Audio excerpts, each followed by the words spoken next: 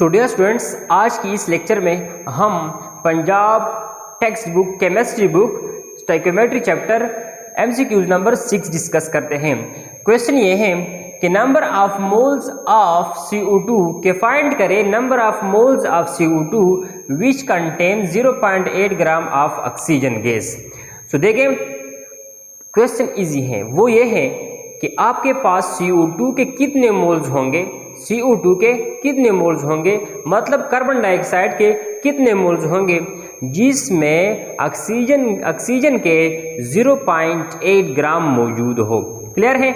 सो dear students, आप लोग जानते हैं कि जब कार्बन डाइऑक्साइड का जो कंपोजिशन होती है तो कार्बन डाइऑक्साइड के एक मोल में 12 ग्राम कार्बन एंड 32 ग्राम क्या होती है, उसमें ऑक्सीजन होती है। क्योंकि आप लोग जानते हैं कि यहाँ 12 ग्राम जो है वो कार्बन है प्लस 2 × 16 हमारे पास क्या है, उसमें ऑक्सीजन है। सो कहने का मतलब ये है कि कार्बन डाइऑक्साइड का मोलर मास तो आप लोग जानते हैं कि वो क्या है, 44 है। सो इस 44 मोलर मास में 12 ग्राम क्या है हमारे पास कार्बन, 32 ग्राम ऑक्सीजन है। सो एक मोल कार्बन डाइऑक्साइड, जब हम एक मोल कार्बन डाइऑक्साइड लेते हैं तो उसमें 32 ग्राम हमारे पास क्या होती है, O2 होती है। क्लियर? एक मोल कार्बन डाइऑक्साइड में 32 ग्राम हमारे पास क्या होती है, ऑक्सीजन होती है। ये इस तरह मैं लिख सकता हूँ। ओके। सो लेट्स सपोज हमारे पास ये क्या है, 32 ग्राम है, असल में 32 ग्राम of oxygen. So let's suppose हमारे पास ऑक्सीजन कितना है, वो है 0.8। अगर हमारे पास 0.8 ग्राम क्या हो, हमारे पास ऑक्सीजन हो तो कार्बन डाइऑक्साइड के कितने मोल्स होंगे। क्लियर? देखिए, जब हमारे पास एक मोल कार्बन डाइऑक्साइड होता है तो उसमें 32 ग्राम क्या होती है, ऑक्सीजन। अगर हमारे पास 0.8 ग्राम ऑक्सीजन हो तो उसमें कितने मोल्स होंगे। क्लियर है यहाँ तक? ओके। सो देखें, x = x क्या है, x असल में मोल्स है कार्बन डाइऑक्साइड के जिसमें 0.8 ग्राम ऑक्सीजन हो। ओके। सो इस तरह करते हैं कि 0.8 मल्टीप्लाइड बाय 1। देखिए, ये तो कार्बन डाइऑक्साइड में वैसे लिख चुका हूँ। देखिए, ये जो आपको दिखाई दे रही है ये मैं वैसे लिख चुका हूँ। देखिए, इसी मिटाएं। Okay. So 0.8 multiply by 1 divide by 32। So इससे आपका जो आंसर आ रहा है वो तकरीबन 0.025 मोल्स हैं। क्लियर? कहने का मतलब ये है कि अगर आपके पास 0.025 मोल्स CO2 के हो तो उसमें ऑक्सीजन है वो 0.8 ग्राम होगा।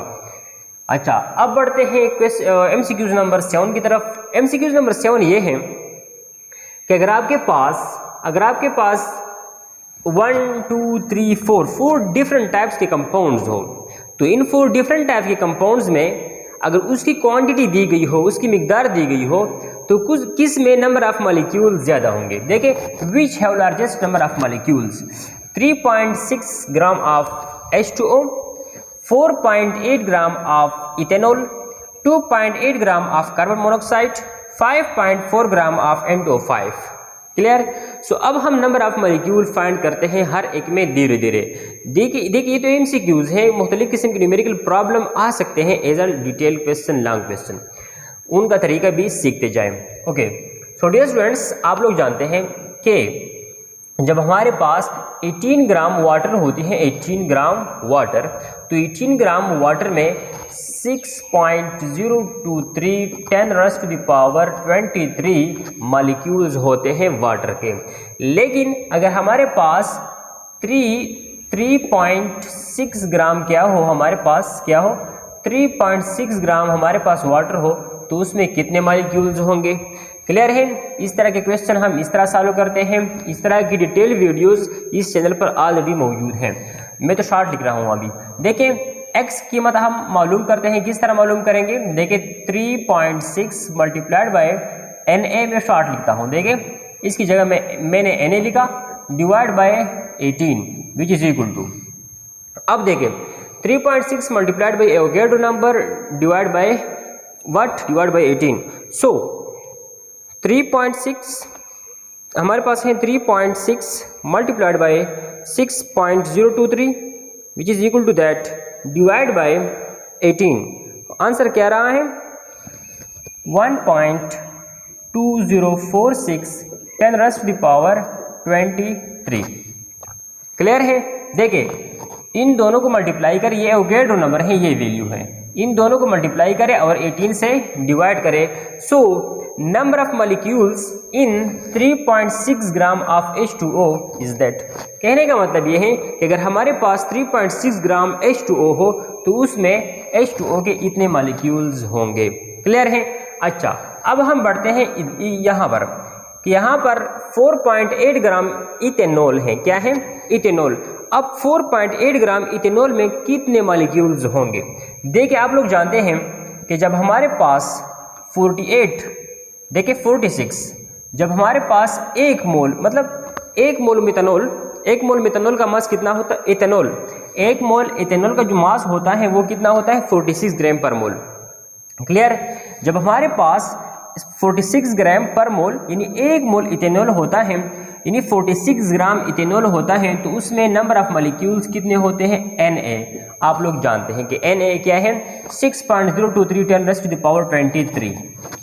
ओके, कि 1 मोल मिथेनॉल, 1 मोल मिथेनॉल का मतलब 1 मोल इथेनॉल, 1 मोल इथेनॉल का जो मास होता है वो इतना होता है, और 1 मोल किसी भी चीज़ का Na नंबर के बराबर होता है, और Na नंबर क्या है? 6.023 10⁻23।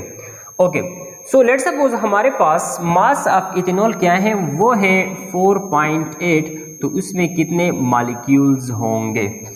क्लियर? जब हमारे पास 46 ग्राम इथेनॉल होता है तो उसमें इतने पार्टिकल्स होते हैं, अगर हमारे पास मास इतना हो तो उसमें कितने पार्टिकल होंगे? सो x को आप इजीली फाइंड कर सकते हैं। किस तरह? इन दोनों को मल्टीप्लाई करें, Na multiplied by 4.8 divide by 46 which is equal to, अब हम इस तरह करते हैं कि एवोगैड्रो नंबर को मल्टीप्लाई करते हैं 4.8 से, 6.023 multiplied by 4.8 which is equal to that divide by 46। So answer आ रहा है 0.628 10⁻23। ओके, कहने का मतलब ये है जब हमारे पास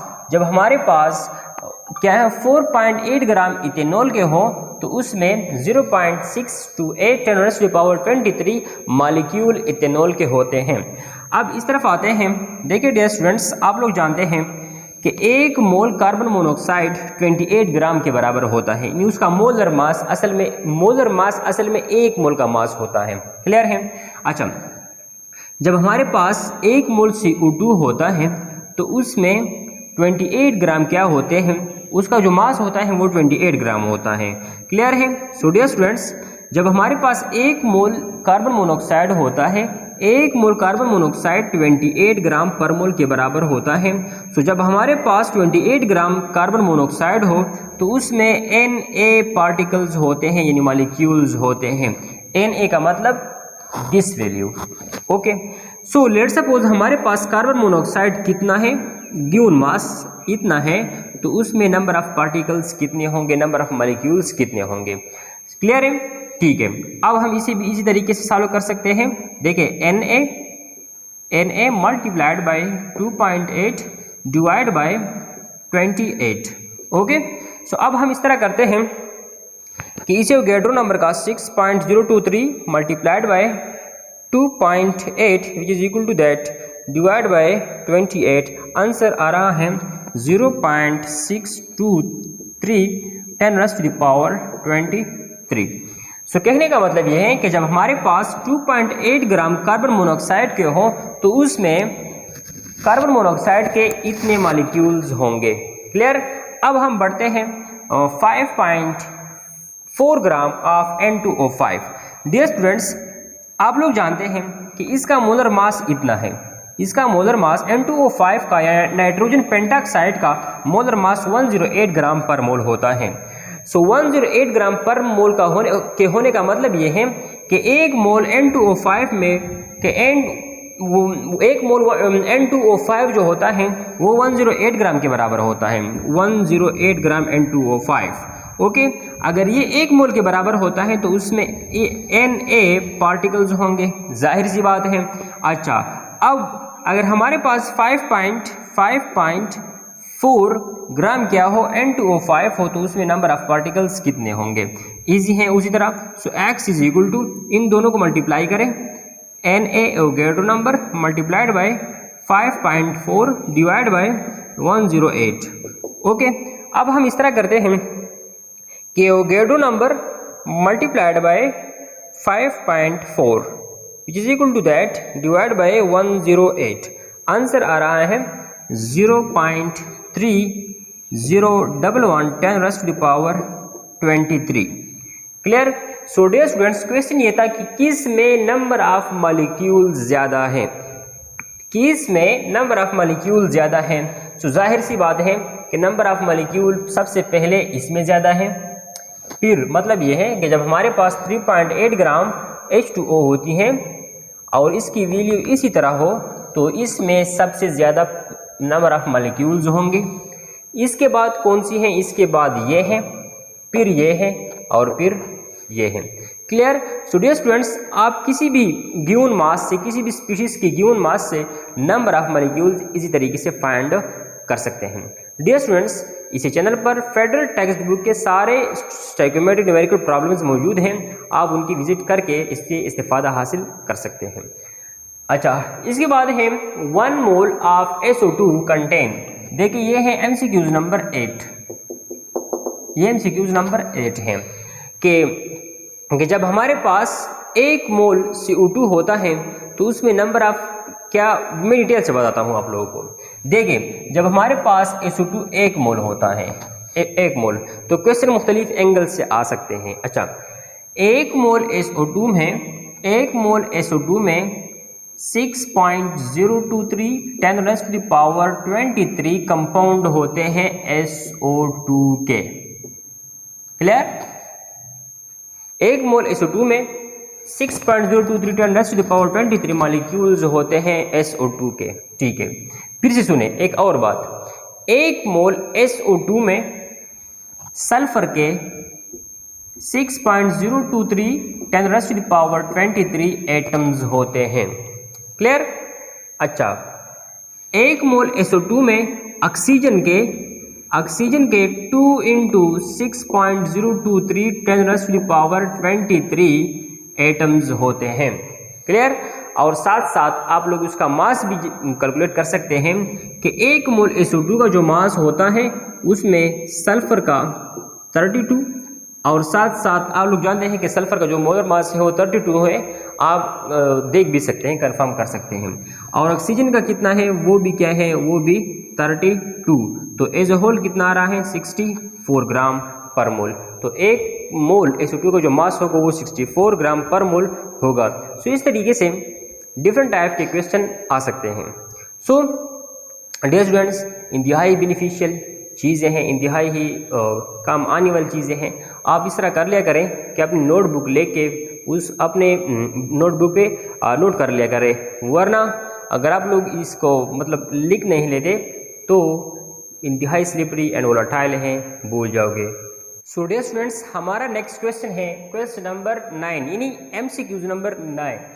क्वेश्चन ये है, find volume of 1.4 gram of nitrogen gas at STP। अगर आपके पास 1.4 ग्राम नाइट्रोजन गैस है स्टैंडर्ड टेम्परेचर प्रेशर पर, तो वो कितना वॉल्यूम ऑक्यूपाई करेगा। डियर स्टूडेंट्स, आप लोग जानते हैं कि जो नाइट्रोजन का जो मोलर मास होता है वो कितना होता है, वो 28 ग्राम पर मोल होता है। क्लियर। मतलब ये है कि 1 मोल नाइट्रोजन गैस का जो मास होता है वो इतना होता है। क्लियर है। अच्छा, अब जब हमारे पास 1 मोल नाइट्रोजन गैस होता है तो उसका जो वॉल्यूम होगा स्टैंडर्ड टेम्परेचर प्रेशर पर वो 22.4 dm³ होगा। ये तो जाहिर सी बात है। अब देखें, अगर हमारे पास नाइट्रोजन का मास कितना हो, 1.4 ग्राम हो, तो वो STP पर कितना वॉल्यूम कवर करेगा। क्लियर। अब मैं इसे मिटाता हूँ। ओके, देखिए अब हम इसे किस तरह सॉल्व करेंगे। सो x इज इक्वल टू इन दोनों को मल्टीप्लाई करें, 22.4 dm³ multiplied by 1.4 divide by 28। Okay, अब हम इन दोनों को मल्टीप्लाई करते हैं और इसे डिवाइड करते हैं।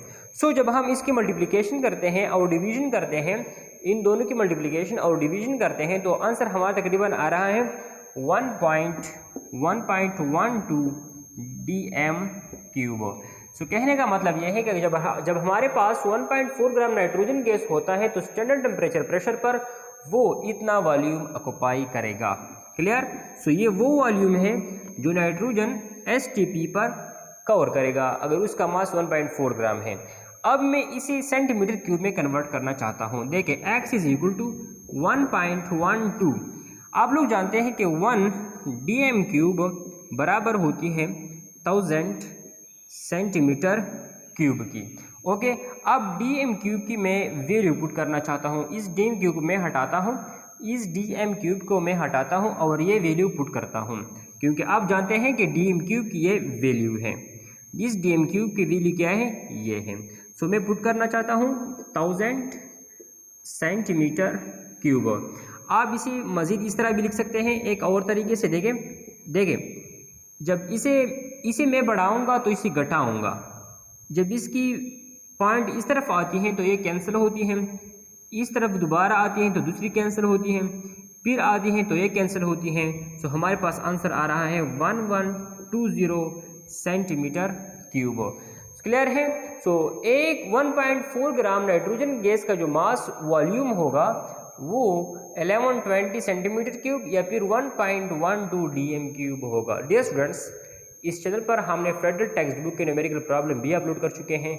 अगर आप किसी कम्पिटिटिव एग्जाम में कामयाबी हासिल करना चाहते हैं तो आपको चाहिए कि सारे के सारे टेक्स्ट बुक की जो न्यूमेरिकल प्रॉब्लम्स हैं, कोई भी क्वेश्चन है उसको सॉल्व कर ले, उसको देख ले, उसको अपने नोटबुक पे लिख लें। यही है कामयाबी का राज। हमारा जो नेक्स्ट लेक्चर होगा वो भी स्टोइकोमेट्री चैप्टर की किसी न्यूमेरिकल प्रॉब्लम की सूरत में होगा। इजाज़त दीजिए, अल्लाह हाफिज़।